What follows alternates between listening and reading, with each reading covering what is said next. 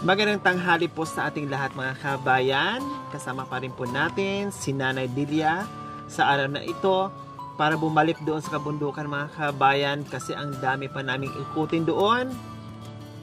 Ang layo pa ng aming mararating mga kabayan para matagpuan na naman natin yung ibang nagaantay ng ating pagmamahal. Tama po ba, Nanay Delia? Opo, ma'am. Kumusta po ang lakad natin noong nakaraan na ang layo ng pinuntahan natin? May nadatnan tayong kumakain ng mag-asawa, kawawa. Nag-uulam sila ng asin. Opo. Ano po ang masasabi niyo po doon, Nanay Delia? Ako po, ma'am, dahil matanda na nga, naawa rin po ako sa kanila. Pero ang naano ko, napaiyak po ako sa damdamin ko po doon sa mga ginagawa ninyo sa Kaya kanila. pala naluha-luha kayo, Opo, nangingirid ma'am. ang luha nyo sa mga mata nyo Opo, habang ma'am. ako ay kinakausap ko yung mga kababayan natin, mga seniors. Opo. Pag Pag mga ganyan po ba, Nanay Delia, pag nakikita mo, ilang beses na kinakasama sa vlog ko, pag nakikita mo yung mga ganyan na binibigyan natin ng tulong na kaparehas nyo po, yung buhay, anong nararamdaman nyo po, Nanay Delia? ako po, maligayang napapaiyak po, ma'am. Natutuwa po kayo sa Opo. ginagawa natin. Nakakatuwa po, nakakaligaya po, nakakaiyak, ma'am. Kasi po, kahit na balitaan ninyong tinutulungan po kami ng gobyerno, sige pa rin kayong pinuntaan talaga, sinugurado kung totoo na paano. Yun nga po. Inaalam yung buhay-buhay nila. Opo, ma'am. So ngayong umaga, are you ready to go back to the top of the mountain and climb there? Yes, ma'am. No Again. retreat, no surrender? No, ma'am. Okay, let's go. Let's go.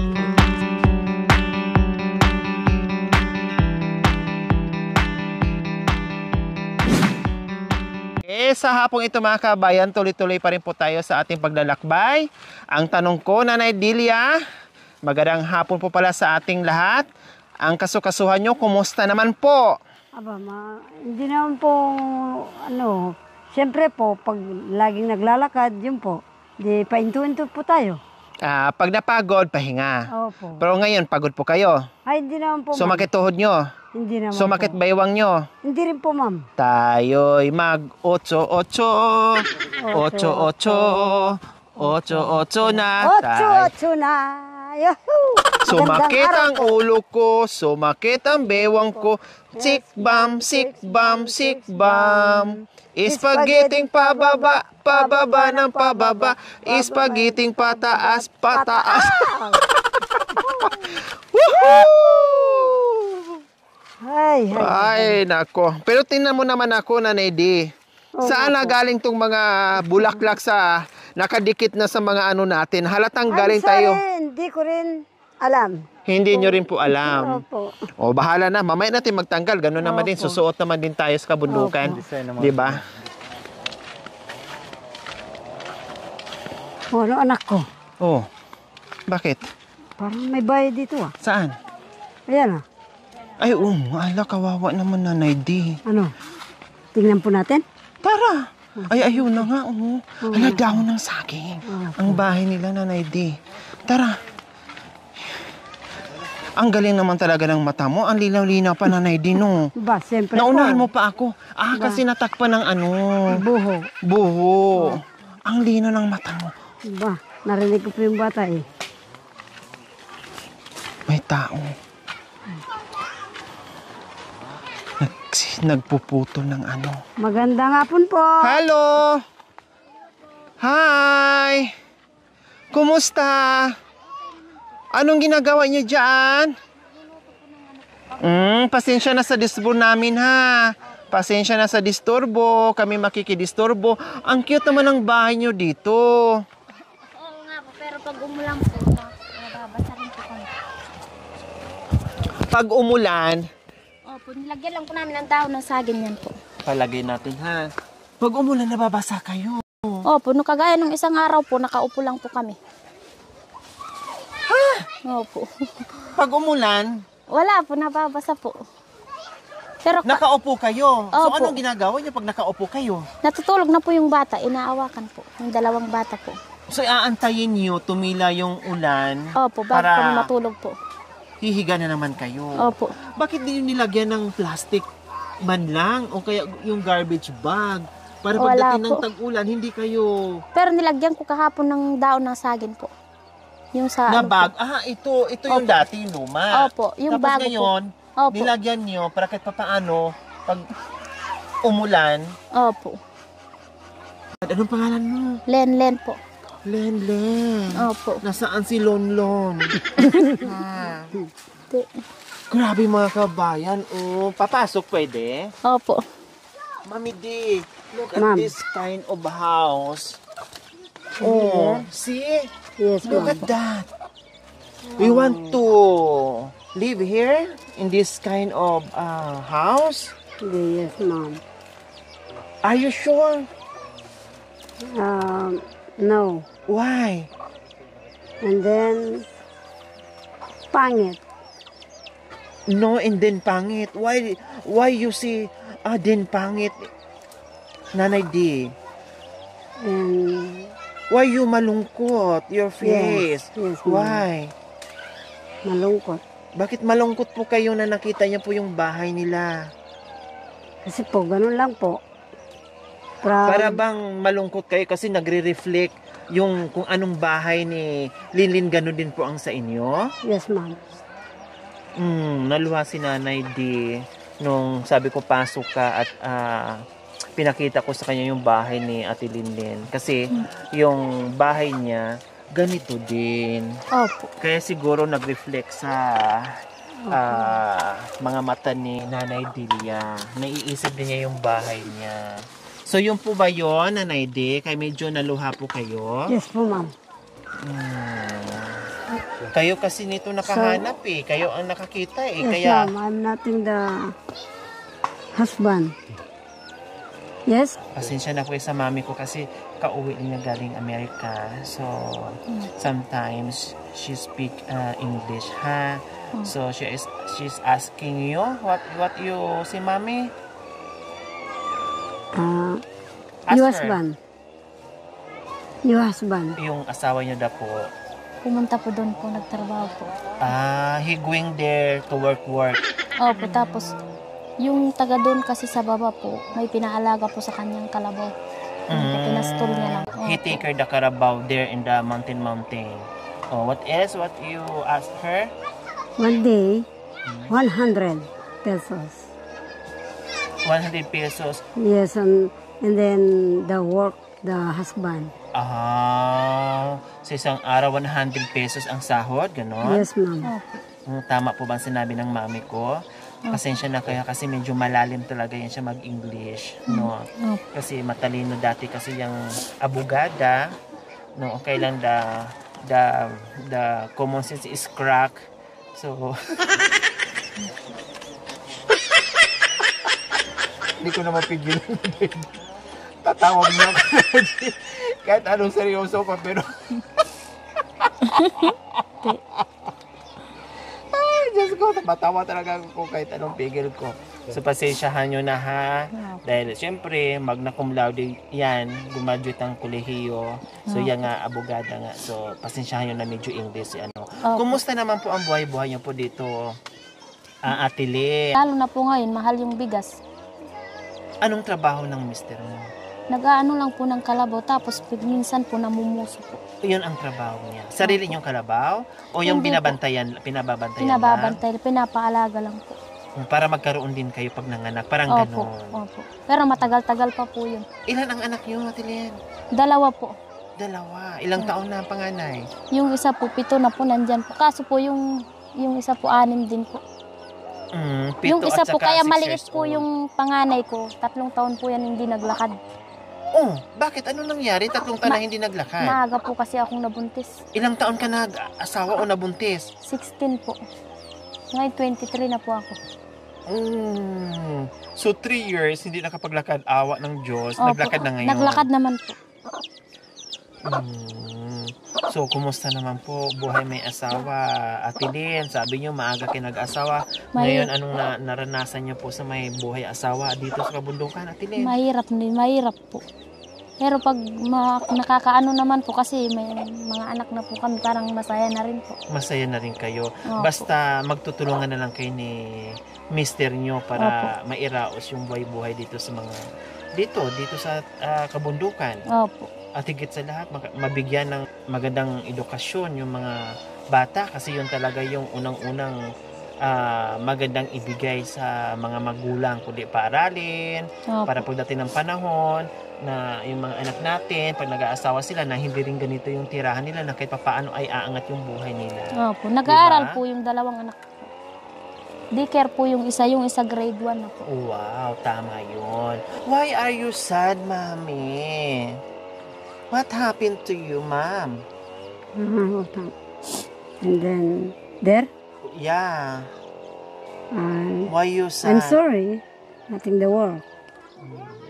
Sorry daw na walang trabaho. And then, what else, Ma'am? And the husband, Mhm. no, I'm sorry. Ang husband din wala ding Yes. trabaho na malaki ang sahod, yun yung ibig nyo sabihin na Yes, ma'am. No.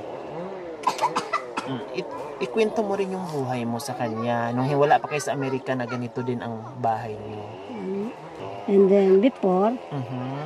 from the housing, so there. And I'm sorry. Like this. Yes, like this. I'm sorry. No. What No kind problem. of house this? No problem. There. And finger the banana. Finger the banana? Yes, ma'am. Din So- the banana. After finger the banana, Yes. And the of the house. And nothing problem. Okay. okay lang. Okay. No problem. No problem. Even the finger the banana. Yes. Susan. So, anong ginagawa mo, Ate Lynn? Nagluluto po. Nang Kagunaw po. kagunaw? Ano yung kagunaw? Ano po siya, para din po siyang ubi, pero puti po siya. Patingin. Ay, ayun. Nakain ko nung nakaraan dyan. Ay, nakain ko kanina dyan pala. Opo, malagpo. Wow, ganyan siya. Natikman ko na masarap. Yeah. Nabusog na ako eh. Kung hindi lang ako busog na ako, kakainin ko talaga. Wala akong pinapalagpas, Ate Lynn. Talagang kinakain ko. Wow, ang ganda naman yung lutuan nila mga kabayan. Kahoy No? lang po. Talagang native na native yung style, yung lutuan ng mga kabayan. O ganyan lang. Sinabit lang sa kapirasong sanga ng Kahoy po. kahoy. Tapos isabit yung kaldero. O yun na. Hindi na kailangan na akalan dyan, di ba? Dilipat pa yan. Pwede mong ilipat kung saan. So, ayan, okay. So, ayan po mga kabayan. Meron na naman tayo nakita dito. Bahay sa gitna ng kabundukan po mga kabayan. Ito po yung kanilang tirahan. Ang nakatira dito si Ate Lynn. No? At dito yung kanyang dalawang anak. So, ito yung panganay mo. Ito po, yung maliit po na sinasabi ko. Ay, sorry. Ayan. Wow, ang gwapo. Gwapo naman. Oh, Ito po yung diba? bunso po. Yung bunso mo. Tama. Kasi maliit siya. Dahil 3 Opo. years old, hindi siya nakalakad. Opo. Ano ba siya pinanganak mo? Yung kulang sa bulan? O hindi naman? Sakto Hindi naman? naman po, sakto Normal naman naman. po. Opo, Bakit daw normal. hindi siya nakakalakad? Kasi po, nasahol po siya dito. Kasi po, maliit pa po siya. Nagbuntis na po ako dito. Hindi pa siguro nakadidi ng Opo. maayos. Hindi pa po nakadede ng maayos sa akin. Okay. So, ayan po mga kabayan, sa bahay na ito, meron pang dalawang chikiting na nag-aaral, nagpupusigi rin. Ang layo nito, Ate Lynn, sa eskwelahan nila. Opo, Anong naglalakad. ginagawa? Hatid sundo? Opo, bantayan ko na po doon. Magbabaw na po kami ng kanin. Wow, yan ang nanay na gustong makapag-aral ang mga anak, na nagsasakripisyo yung mga bata plus nagsasakripisyo din yung nanay. Kumbaga, nag-aaral ang mga bata, nag-aaral din ang mga nanay. Ganun po mga kabayan. Pag nagpa-aral tayo ng mga anak, hindi lang yung mga anak natin na nag-aaral, pati yung magulang nag-aaral din. Tulad ni Ate Linlin na sinasabi niyang sinasamahan pa kasi Opo. napakalayo. Maghapon po Delikado. ako doon sa school nila. Antayin nyo na lang. Opo, Doon na lang kayo mag-lunch. Opo. Tapos si Mister, may iwan na lang dito, Opo. naghahanap buhay. Opo. Tapos hapon na naman po, akyat na naman po kami. Nanay Di, halip po kayo dito. Ayoko yung, hindi ako sanay na nakikita ko kayong malungkot. Gusto ko masaya tayo dito. Gusto ko, tuwing punta natin sa mga bahay-bahay, Yes. na malulungkot ang buhay, bigyan natin sila ng saya. Ano bang pwede mong ihandog na kanta para kay Linlin? Para naman sumaya ang buhay dito na alam natin na malungkot ang buhay na dito. Pangitiin natin, pasiyahin natin, bigyan natin sila ng ligaya. Buhay, ba't man ang pasakit, ligaya, silahis ng pag-ibig, tunay, makamtan mo man ang langit, hindi pa rin nasisyan kung walang pagmamahal, kaalabat ng dibdib. Anong mapapala Huwag mo ilapit, ha? ang taong dito sa lupa kung wala rin sa kanya Apoy ka ba? ay walang magagawa kundi ang gagawin magtiis na lamang ang bahala po diyan ang ating bathala. My dear ma'am. Wow. Ang galing Yes, naman. ma'am. Walang nothing this cigarette. Kaya pa na kinuha nyo to kasi walang sigarilyo. Ito na lang baga. Yes, ma'am. Uy, baga to na Nedi, oh. Ayan, oh. Buti lang hindi mo isinirusalo. Kung nangudgod mo yan sa nguso mo ko di wala na, uwi kang paso na yung dila mo. Aba, Okay? hindi na bale. Basta. Kasi minsan pa naman yung pagtapon-tapon mo sa pagagis-agis mo sa Oo, napunta mic. dito. Magkakain ka talaga ng baga. Oo. Okay, Di sige. po bale, ma'am. Nandito tayo. Hindi baling mapunta Mapaso. sa mapaso kasi kasama sa entertainment. Opo. At and before my babysitter today and the Aita, okay, together again. Together again. Ganon. Yes, ma'am. Nakita mo. Ngumiti si Lynn. Ngumiti si Lynn din sa... kita mo kanina, malungkot ka. Alam ko yun, naintindihan ko yun na malungkot ka kasi naalala mo nga yung bahay mo. Parang yung bahay na nakita natin ngayon, nakita mo rin yung sarili mong bahay na ganito din. Kaya, Yes, nothing problem. naramdaman ko yung sad face mo kanina na nakita ko. Yes, ma'am. Diba? Kaya sabi ko, okay lang. Sabi yun, natin problem kahit ganito. No problem. Okay lang. So, Very kaya enjoy. nag-request ako na kumanta para magiging masaya. Yes, Narinig mo yung boses ni Len? Opo. Anong kinantahan ka sa bisita natin? So, anong pwede mong ikanta rin sa bisita nyo na pumunta dito? Hinadugan kayo ng kanta? O anong ihandog nyo rin sa bisita nyo? Lynn? Magkanta rin po ako. Syempre, kantahan mo rin. Simulat sa pool, mahal kita. Malalaman mo, walang-wala sa loob ko. Naiiwanan mo, buong akala ko'y hanggang wakas. Bakit biglang nagbago? Balat kayo lamang pala. Naniwala naman ako kung liligaya ka sa piling ng iba. At kung ang langit mo ay ang pag-ibig niya, naglalagay ng kolorete sa aking muka para di nila malaman ang tunay na naganap na ikaw at ako ay hindi na. Ininsayo pang mga ngiti para di halata. Damdamin ko'y pinipigil, sa loob umiiyak dahil ikaw at ako ay hindi na. At ang hirap, magpapanggap pa ba ako na ako ay mas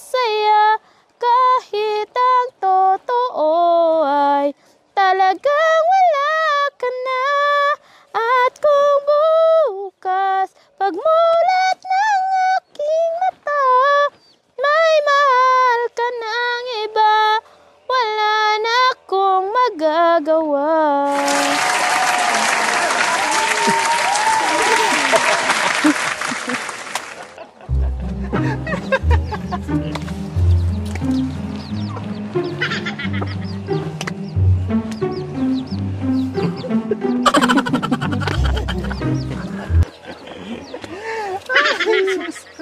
O, diba? Kahit gano'ng hirap yung buhay, madat na natin. Kailangan pa rin nating... Enjoy! O, tama! Bawal ang... Sad! O, bawal ang sad. Enjoy lang. Para ang buhay tuloy. Wow, ang galing. O, diba? Ganun lang ang buhay. O, kumusta, Tilin? Mamaya, anong pagkain natin? Mamayang hapunan. Bukod dyan sa sinasalang nyo po.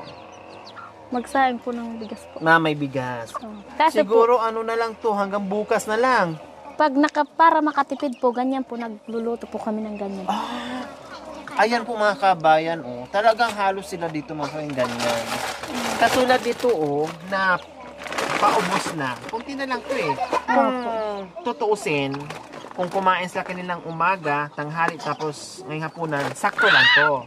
No, isang araw lang talaga to. Opo. Kailangan ginagawa nila, pag pupunti na lang yung bigas nila, kailangan may katuwang, kailangan mayroong root crops na kakainin nila para matipid at aabot ng ilang araw. Opo. Ngayong araw, kumain ka ng kanin. Kaninang umaga po. Umaga lang, tanghalian nyo ito. Opo, yan Merienda ito, hapunan ito. Opo. Bukas na kayo magsaing ulit. Opo. Ganyan po mga kabayan. Tinitipid po nila as I made before. There. oh, ganun din. Yes, ma'am. Even you Yes, ma'am. before. Yes. Amy Marcos. Ferdinand Marcos before. So, kayo naman, Ate Lynn, ano naman ang ginagawa nyo? Siyempre, si Mr. nyo, bukod doon sa paghatid sa mga anak nyo araw-araw sa school, ano naman ginagawa nyo pag nandito kayo sa bahay? Naglilinis po. Yan po yung tinabasan ko kanina po. Ay, ito. Itong Opo, ito kay po yung- lawak-lawak na Iyan po yung hindi ko po natabas. paligid kayo ang naglilinis dyan. Opo, Ano ako po naman yung ang gagawin nyo dyan? Itak lang po. Yung ganyan po. Anong itatanim nyo? Bakit nililinis yung kay lawak-lawak ng nililinis? Yung ano po, gabi po. Gabi. Hanggang doon po sa baba yan. Lininis ko po. Ano pa yung ginagawa nyo? Kahoy po. Tapos pinampalit po ng kape. Kahoy. Ibig sabihin, mangunguha kayo ng kahoy? Yung Opo. panggatong? Opo. Tapos, Ibenta po namin doon sa ano po. Baba po. nangangahoy kayo, din binibinta nyo, pambili ng Kape po. kape. Opo. At saka asin po. Ganun po. Oh, wow. Kumbaga, dumidiskarte kayo. Opo. Pag walang pasok yung mga bata, ganun po. Kasama mo rin ang mga bata, syempre, pag Opo. nangangahoy kayo. Naglalakad naman po. So, ayan po mga kabayan, kailangan na talaga ang discard dito sa buhay-buhay. No? Kasi kung wala din. Lalong mahirap. Mahirap na ang buhay mo, tapos mahirap. Di ka pakikilos, lalong magiging mahirap yung buhay. No. Okay, sige, Ate Lynn. Then, yung may gifts. Salamat po. 1,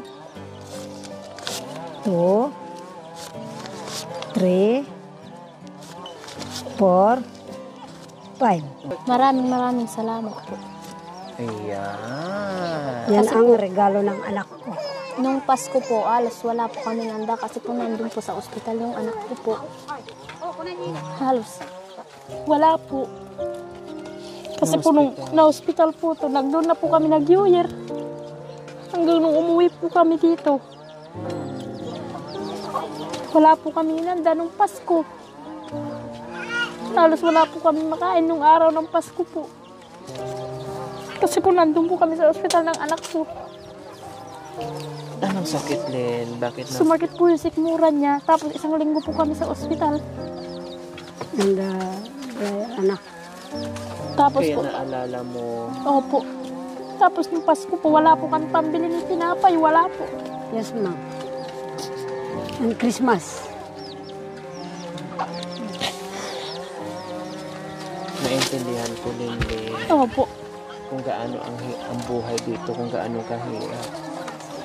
Pero at least masaya at magpasalamat tayo sa Panginoon. Opo. Kasi ligtas yung anak nyo. Opo. Okay na yung anak nyo. Wala nang problema. No? Kahit wala tayong pera, hirap tayo sa buhay. Opo. Pasalamatan na lang natin na nabigyan tayo ng bagong pag-asa muli. Opo. No? Na gumaling yung anak nyo. Opo. Yun yung biyaya na malaking ibinigay ng Panginoon na gumaling yung anak mo. Malay nyo po, sa susunod na Pasko at bagong taon, magiging okay na rin kayo. Opo. Diba?